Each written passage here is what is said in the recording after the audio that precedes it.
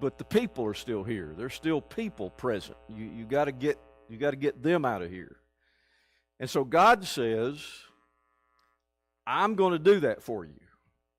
I'm going to give you this land. I told you I'd give you the land. I'm going to do that for you, but you've got to rise up. You've got to go take care of this issue. And that begins chapter 13, 1. Actually, it goes for about 1 through 7, something like that. Then they begin to talk about the division of the land and who gets what. But that's what I wanted to look at as we begin about verses 1 through 7. And note how God says, I have given you this land. I'm going to provide whatever is necessary for the conquering of the land to finish that up, and you need to do that. Also notice that one of the things that's happened is we have a really fast forward here. Somebody hit fast forward between chapter 12 and chapter 13 because Joshua's old. Joshua's gotten old now, and so he says, okay, everything's conquered. You're an old man, so we've got to finish this up. We can't stay where we are. So note that as we begin chapter 13. So it opens up by telling us that the conquest has taken many years. That's the idea behind what we find as we open up chapter 13, verse 1.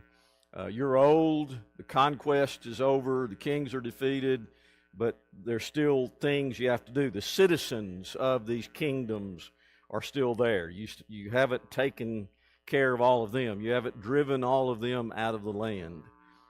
So let's go take care of that. Chapter 13, verse 1, we'll begin. Now Joshua was old and advanced in years, and the Lord said to him, you are old and advanced in years. It's like he had to repeat it. You're old. You're very old. And there remains yet very much land to possess. This is the land that yet remains, all the regions of the Philistines, all those of the Geshurites from Shihor, which is east of Egypt, northward to the boundary of Ekron. It is counted as Canaanite. There are 5 rulers of the Philistines, those of Gaza, Ashdod, Ashkelon, Gath, and Ekron. And those of the Avim in the south, all the land of the Canaanites and Mirah that belongs to the Sidonians, to Aphek, to the boundary of the Amorites, and the land of the Gebalites, and all Lebanon toward the sunrise, from Belgag below Mount Hermon to Lebo Hamath, all the inhabitants of the hill country, from Lebanon to Misrephoth, Maim, even all the Sidonians. Now note the break here. He just talked about what's left, those that are yet to be run out of the promised land. So this kind of is a break in the middle of verse 6. He says, I myself will drive them out from before the people of Israel. Only allot the land to Israel for an inheritance, as I have commanded you. Now therefore divide the land for an inheritance to the 9 tribes and the half tribe of Manasseh. You know, at the end of verse 7, there's the 9.5 tribes that are going to take the land that's west of the Jordan River, because the other 2.5 tribes settled for that land that was on the east side of the Jordan River. So he's talking about how he's going to now settle this land. Make sure you divide this land up. But before we get to that, that's actually in verse 7, the end of verse 6, verse 7. But note there in the middle of verse 6, I myself will drive them out from before the people of Israel. You're going to get the land. I promised you the land. I'm going to drive them out. I'm going to take care of this that has yet to be accomplished. I'm going to take care of that. So the land has not yet been settled. It hasn't been divided. There are still some inhabitants, some that haven't been run out, some that haven't been utterly defeated.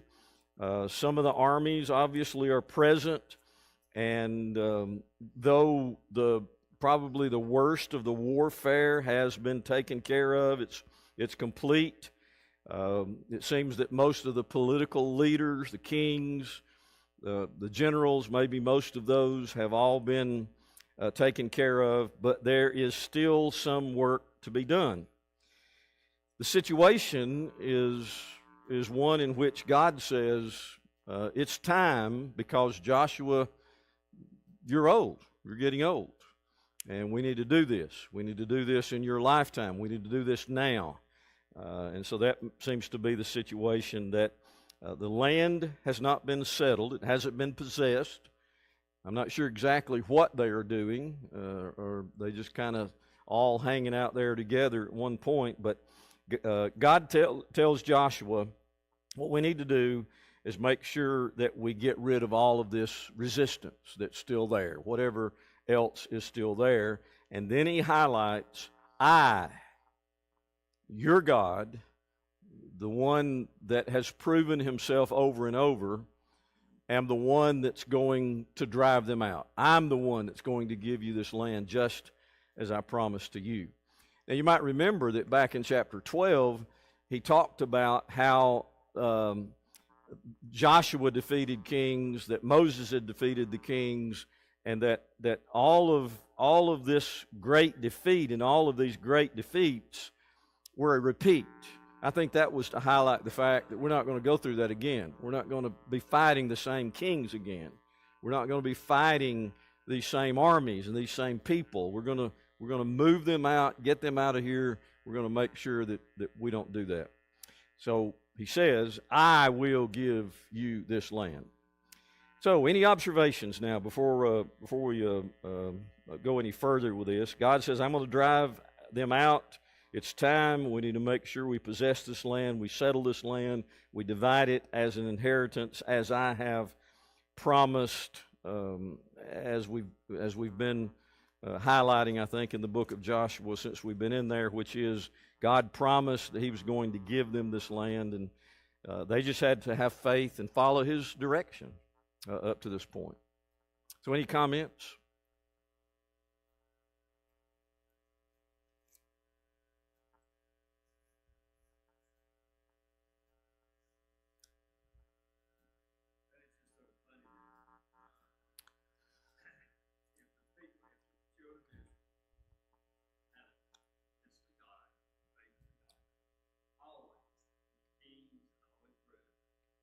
Still been the most powerful nation probably on earth.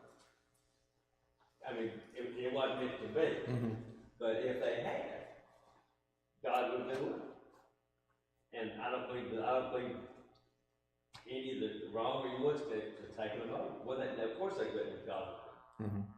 Yeah, but Yeah, every defeat and everything that took away power or took away blessings from them, it was all their fault.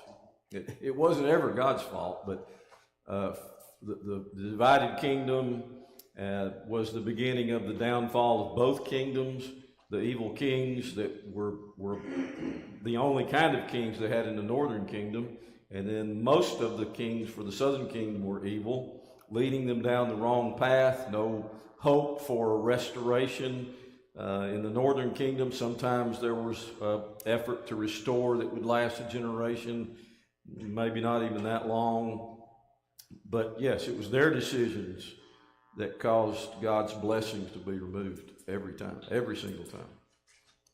It seemed like it was seven main nations that most people were once God had them go and conquer these other folks, Philistines and others, weren't as bad, or as corrupt. It's one that God was going to wipe them out. There's an archaeologist called Expedition Bible that you can look at. This guy that's lived over there, and he's written a book called When God Came Down, and he's got these videos. It's awesome. One of the archaeologists diggings that they've done exposed these pillars that look like that they're just real. They come like in a circle, and in the middle of the circle of these pillars that were there was an altar like where they burned babies and sacrificed their babies. And it's like these kings were all, each one of these columns represented the kingdom, one of these seven kingdoms. that all were together and agreed on the same religion of how, you know, to sacrifice their kids and stuff. Right. And so evidently, you know, that was just to the point that God said it was supposed to be like that. Yeah, it's just so evil. Yeah, yeah. The history of some of these nations is not difficult to find. If you could probably look them up very easily and find some of the evil, the pagan practices that were so very evil, as to Randy's point there.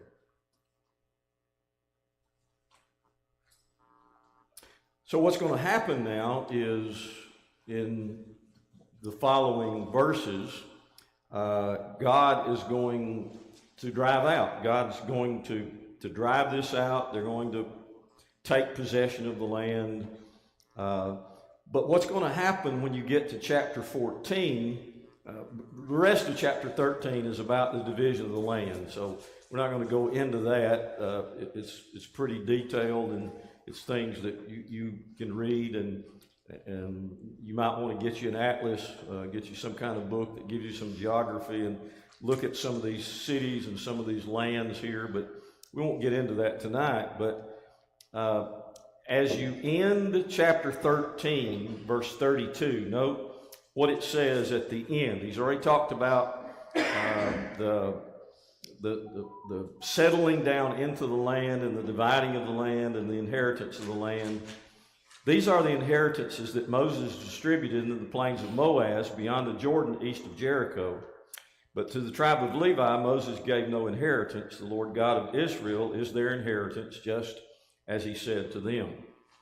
So literally speaking, he says that a couple of different times here in chapter 14, well, actually more than a couple of times, but he says it several times in chapter 14 that Moses gave the inheritance. Moses gave the inheritance. So you continue in chapter 13 to describe that inheritance that was given and the way that it was distributed. Then chapter 14 opens up, I think, with, again, this model of faith that it takes to be able to go out and do what God said do. Again, I think highlighting the theme that I've kind of given it, which is this book of faith. How do you go out with great courage? How do you go out and not be wavering? How is it that he was supposed to be strong and very courageous? Well, that's based upon his faith. He's able to be strong and courageous, not because he's a good guy or because he's so strong, but he's supposed to be strong and courageous because of the God that he serves and the ability of that God that he serves. And he puts his faith in that God that he serves. So when you move into chapter 14, there's this model of the kind of faith that is required for us to be victorious. So notice that. You're going to pick up actually in verse 6 with Caleb's request, because chapter 14 still talks about some of this inheritance. 14 verse 1 through 5 really still talks about some of this inheritance. Verse 5, the people of Israel did as the Lord commanded Moses. They allotted the land. So chapter 14 verse 5 ends this allotment of the land. So we're introduced then again to Caleb in chapter 14 verse 6. Do you remember where we had a real view of who Caleb is before this time? When the 12 spies were sent out, the first time they explored the promised land, the 12 spies came back, and 2 of the spies had a positive report, and one of those was Caleb. Okay, so already we know about Caleb. Caleb is a man of faith. Caleb's this man of strength and courage because of his faith in God. We can do that. We can go in and overcome. We can be victorious. That was Caleb's message. So now we're introduced to Caleb again in chapter 14, verse 6.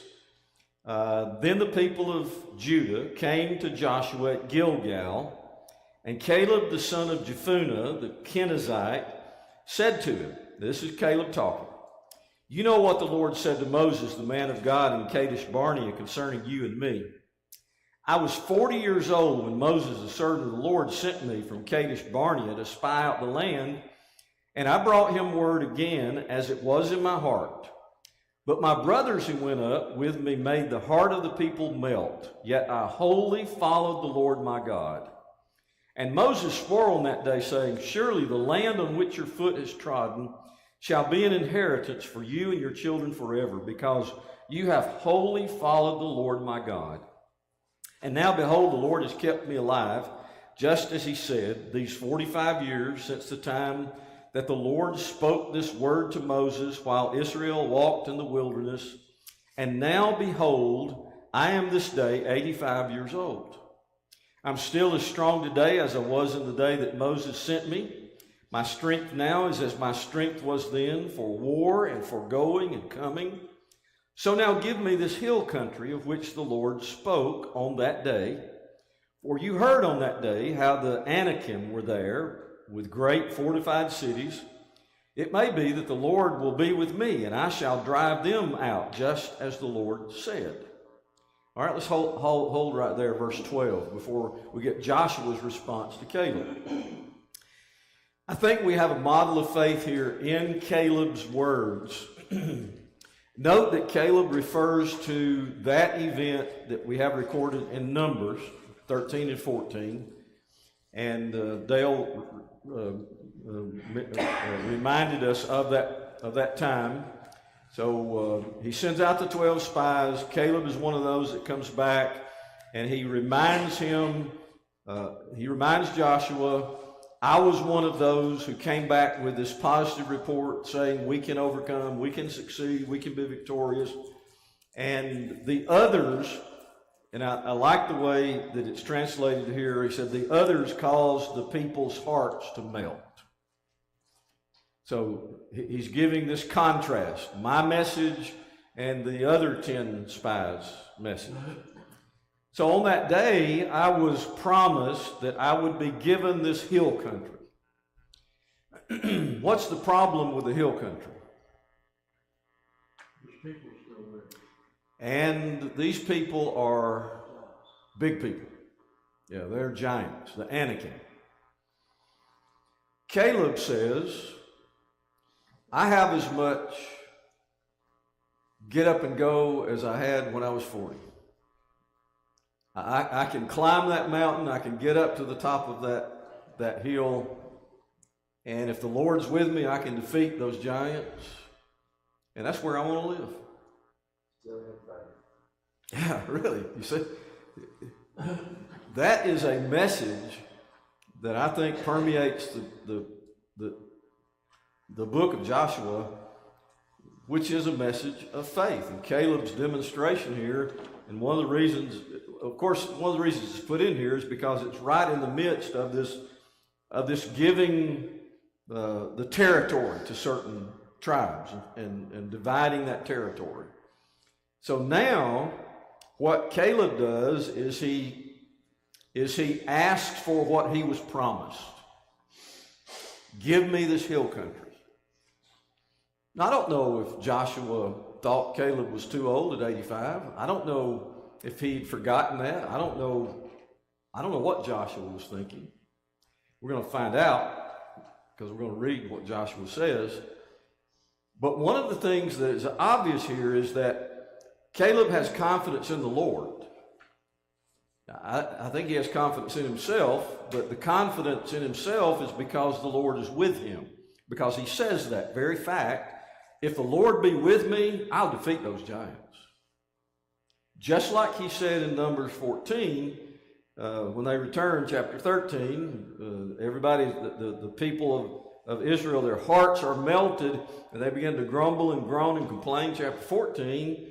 And yet Caleb here says, if the Lord be with us, and he is with us, he promised us this land, we can go in there and take that land. So now he says the same thing when he's asking Joshua to fulfill that promise that was made to him, that he would get this hill country. He says, remember when we were camped there at Kadesh Barnea, and he starts reminding Joshua of all that took place there. Can't you just see Joshua? He's listening very patiently. Maybe a little slight grin comes across his face when Caleb says, I'm 85, but I'm still as strong as I was when I was 40. And remember, Joshua's an old man too. They're probably about the same age. Yeah. So he's just finished leading the children of Israel into another series of battles. So the Lord has blessed them. Okay? Was it everyone under 20 that Caleb took when they had went into the land? Mm-hmm. And so he's probably brought those. He was so faithful. He had probably brought that whole generation up to be faithful. Sure. So they were all ready to do. Mm-hmm. Right. You had a point. He didn't ask for an easy inheritance. No, he didn't. He asked for Yeah. most people probably would not do it. Remember when Lot was given by Abraham his choice of the property? And he chose the easy, prosperous, the good land? Caleb doesn't do that. But Brandon's point is he chose a hard place. It was going to be a hard row to hoe, because if he's going to get that mountain, he's got to defeat the people on that mountain. And that wouldn't, they're giants. An uphill battle all the way. And when you get there, you've got giants. Reminds me of my daddy. I couldn't keep up with him until he was 75, and we were up roofing. Literally, I couldn't. We were up, finally, I was able to keep up with him. We were roofing a lean-to thing he attached to his garage, and we were roofing it. And I was able to finally keep up with him. And when he was a little bit, a few years later, in his late 80s, they had a new manufacturing plant that he was building in the Hunts Corner. He was wanting to go back to work. And my sister said, Dad, I can't take time to come take you to work every day. You don't get it. And he said, oh, I'll be 70 again. 70 again. Oh, to be 70 again. Yeah, that's good.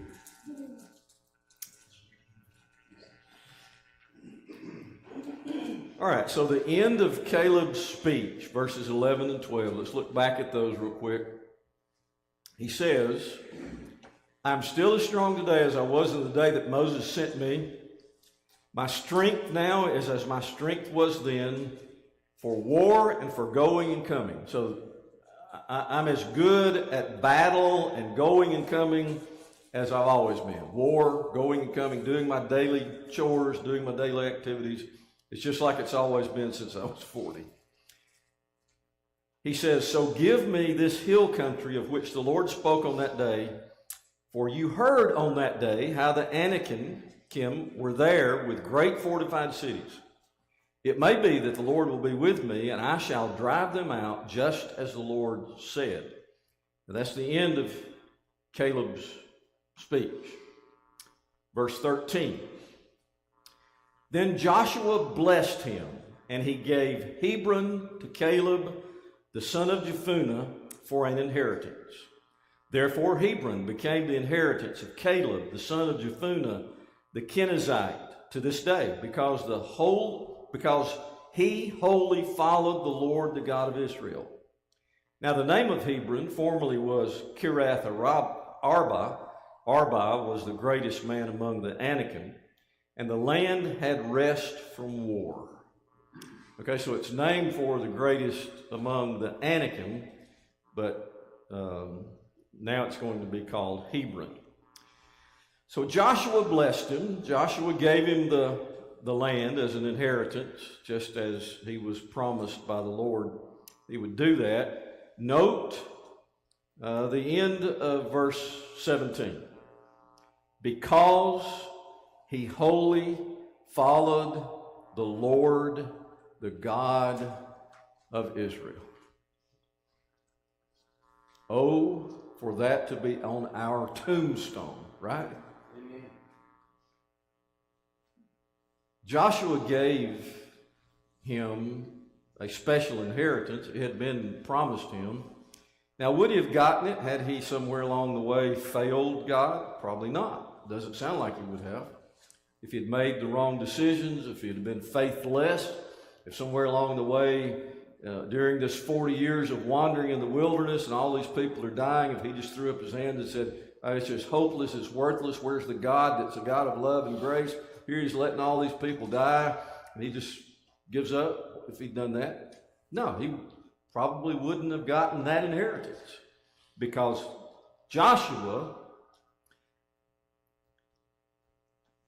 honors the promise because Caleb was wholly following the Lord God of Israel. And that's why he was as good at 85 as he was at 45, because he realized, because of that, of his faith, that this is going to be easy. The Lord is going to do this for him. Ryan's point, if you didn't hear that, one of the things that made him capable at 85 as he was at 40 is the Lord's doing the work. He wasn't going to do it. Yeah, his battle was going to be climbing that, The same Lord that at mountain. 45 that I have at 85. Yeah, great point. Same Lord at 40 as I have at 85. But in verse 12, he says, it may be that the Lord will be with me. So he believed that he would be, but also saying that he accepted the Lord that he would have it on. I'll die. Yeah, I'll die fighting, yeah. But he had faith in the fact that the Lord would be with him because that was his land. Yeah, great point though. All right, any other observations concerning this section of chapter 14? Well, in chapter 15, we've got some details about Caleb and how he did it.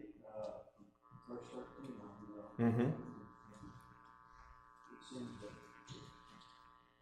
he issued a challenge there to Nathaniel. Right. Well, anybody took up the challenge who's going to be the daughter, whoever could take that city. Right. So, you know. Yeah, so beginning about verse 13 is where Randy's talking about it. Begins to talk about Caleb taking that land. So you've got more information about Caleb there in chapter 15.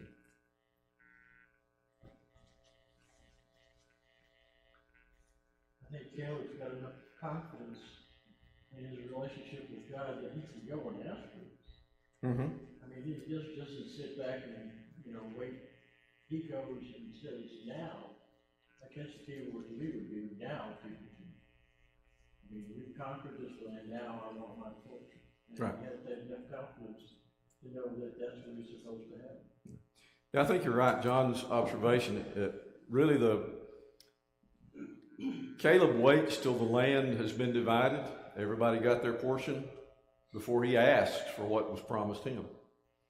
And he all along, he's had that confidence, I think, that it would be his.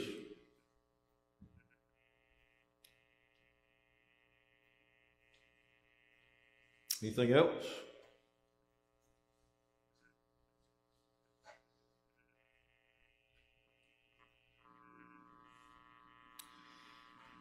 One of the characteristics of a life like Caleb's, one that wholly follows the Lord, is that kind of person is not looking for the easy way. I think if we're wholly following the Lord, we're going to take whatever way is in front of us. We're going to go through whatever door is open. We're going to take whatever opportunity is put before us. And I think if we have that attitude like Caleb had, which was, I'm going to wholly follow the Lord no matter what happens, he had to wander with the children of Israel for 40 years and watch a whole generation die off. There were funerals many times every single day, and his own kinfolks and everybody that he knew and loved, but yet Caleb was willing to go through the hard to get to the promise, to get to God's promise. So one of the things that I get from this is that when we have that kind of willingness and desire to follow the Lord's will and do his will no matter what, We're not always going to be looking for something that's easy. He made a choice that wasn't an easy choice. It came with some difficulties, it came with some hardships, but obviously he took the difficult land. He took the hard enemy. He went a way that some people wouldn't want to go, and he chose to go that way. What book is it or movie that's the High Road? Not to tell. Is it To Tell Two Cities? Anyway, there's A Road Less Traveled. Is that the name of it? The Road Less Traveled. I'm gonna take that Road Less Traveled. So that's what I get for trying to quote or quote literature. Yeah. About the only thing I remember from literature is The Raven, which was dark and kind of depressing. But anyway, we had to memorize that one. All right, any other observations? What we have in chapters 15 through 17 are failures of faith. The narrative shifts to a shocking contrast. God had promised to drive out the inhabitants of the land before the people. But in Joshua chapter 15, there is this difficult moment. Now, this is not the first time. Remember the first time in the book of Joshua when there was a problem or an issue with the people being able to do what they came to do? That was when Achan took of things that were forbidden. So you have this lack of faith that results in defeat of the people of Israel. And so in chapter 15, look at, let's see, 15.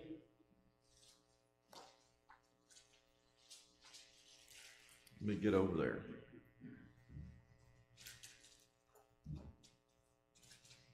'63. I could have just said the last verse, couldn't I? The Jebusites, the inhabitants of Jerusalem, the people of Judah, could not drive out. So the Jebusites dwell with the people of Judah at Jerusalem to this day. Now, that verse is a verse that speaks to the failure that is a part of what's taking place. I think Randy referred to what's taking place. Some of that in chapter 15, what's taking place, because this shift in the narrative is all from faith of Joshua to conquer and do what God said do, and we're going to do the right thing, and the faith of Caleb that's in chapter 14, that he was given this land and the hard land, and to be able to go to those big cities with big walls and the big people. He's going there. But then all of a sudden you're thrown into kind of a tailspin, because you come upon this where the Jebusites are not going to be able to be thrown out of the land. Go to chapter 16 in 16:10. Talks more about the allotments, talks about the territory, talks about the tribes. Verse 10, however, they did not drive out the Canaanites who lived in Gezer. So the Canaanites have lived in the midst of Ephraim to this day, but have been made to do forced labor. So you've got the Jebusites, you've got the Canaanites. Look at chapter 17. 12 and 13.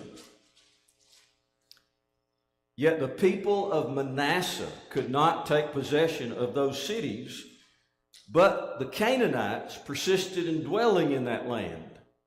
Now when the people of Israel grew strong, they put the Canaanites to forced labor, but did not utterly drive them out. More failure, more difficulty.